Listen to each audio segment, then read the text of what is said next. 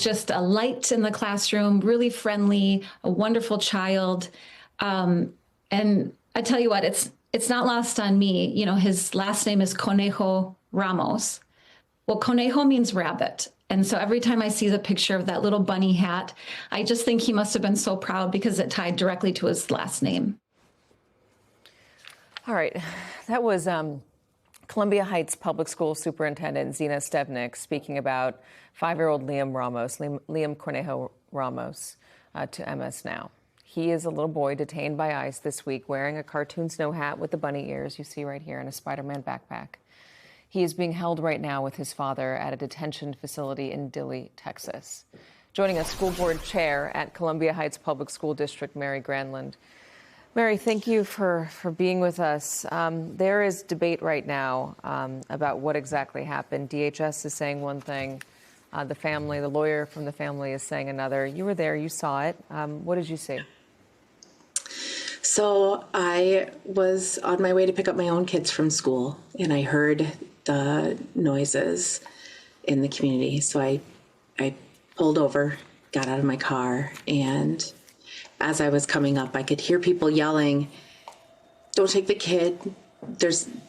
We can take him. He could take him. He lives here. He lives here," referring to what I've since found out is, another person that was living in that home. Community members that I know saw me coming up, also saw my badge that I was wearing, and said, "The school is here. The school can take him. Please don't take him. The school is here." I started yelling, "I can take him. I can take him," meaning, we can keep him safe here. He didn't need to go. But they had him in the car and they left. I know you weren't at the house, but there's discussion about what they were doing when they got to the house, saying, "Open the door, take this boy," and the family members within the house saying, "Don't open the door, this is a trap." The lack of trust between the officers and the people inside the home. Do you know anything about that situation? I mean, I've heard firsthand accounts from people that I know very well that were there, but also, so I didn't see that part. But I also know that that exact thing has happened to other students in our district, in the last month or so, where they cracked open the door, they were busted in on, or they didn't even open the door and it was broken in on, and they took the people inside. So did I see it? No. Did I hear about it? Yes. Can I believe it? Yes. You understand the lack of trust is what you're saying? Yep, absolutely. Yeah. Do you know why they didn't hand the little boy over to the other person who lived in his home, or didn't hand him over to the school? Were you able to get an answer from ICE on that? I mean, we haven't. I haven't heard why they didn't do that. Having children who need to come back to school because a parent, for lots of different reasons, wasn't able to be at the bus stop to pick them up, that's not unusual. That's every day in every school district across our United States. Things like that happen. Traffic happens, small, accidents happen. In Minnesota right now, snow happens, or it's, super cold. And so that is not unusual for a child to end up back at school, where we have contacts for their emergency, any emergency contacts that they have. And we have a safe and reliable place for them with safe and reliable adults, which is where we were coming from when the school was showing up. Yeah, I guess the question is, if they really wanted to return the boy to the family, whether it would have been a viable option for them to release him back to you guys and allow you to return them to the family, especially, they've got to be aware that there's not a lot of trust. Yeah. I'm just curious more broadly, what's going on? Sorry to interrupt. What's going on with your community in the school? You see ICE agents take a father and a little boy left behind. That's got to be a lot of drama in that moment. How are the other kids doing right now? I will speak to how I know my kids are doing. I've heard how quiet the halls are at school now, how it's a lot easier to get to class because there's less students there. That, you know, I've heard from other people saying that it's really hard. I've heard this from teachers. It's really hard to say goodbye at the end of the day and not know if your students are coming back. And I know our students are also feeling that. At the end of the day, do they know that they're going to get to see their friends tomorrow? And that's devastating for a community, and especially a small, tight-knit community like ours.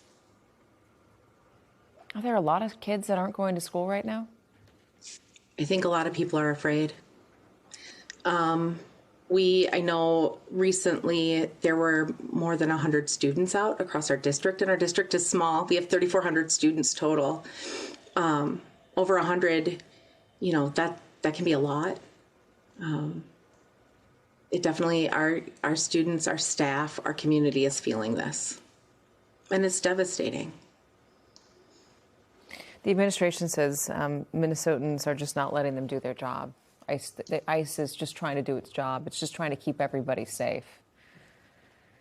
Do you understand that argument? Does that resonate with you at all?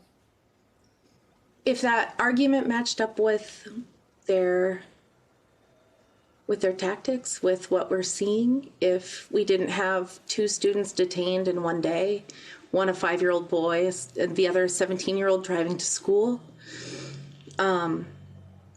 that would make sense. But how is a 5-year-old dangerous? How is a 17-year-old going to school dangerous? Or a 17-year-old getting ready for school? You know, we're talking a lot about Liam, and that's important. And yes, we should. And also, we have other students missing in our district that we don't know if they're okay, but we know they're in custody. And we are not alone in that. There are school districts across the state and across the country that are experiencing similar things. And at the end of the day, all we want is just to have our community whole again, to have our students back, and to have a sense of safety again. Yeah, I hear you on that. I think this image of the little boy, of Liam with the bunny hat on, is just so powerful and so resonant, regardless of the circumstances, because, you know, a lot of us have kids, and a lot of us can imagine our own kids looking just like that and having that terrified and just kind of zonked look in their eyes because they don't know what to do next. Right. Absolutely. And while I'm glad that we're here and we're talking about this, because we have not talked about this before. We were trying to keep our heads down to try and keep our community safe. I would rather be, you know, downstairs cuddling with my own kids. It's so cold in Minnesota. We don't have school today. You know, I'd love to be watching movies or doing whatever. And I also know that all of those other parents want that with their children too. Yeah, I totally understand that. Mary, thank you so much. I know it's super tough. I can't even, I'm having a hard time even looking at the screen because I don't want to see the picture of myself. It reminds me of what my son would look like, and it's really difficult. Mary Granlund, thank you. Thank you for joining us. Thank you for telling us what you saw.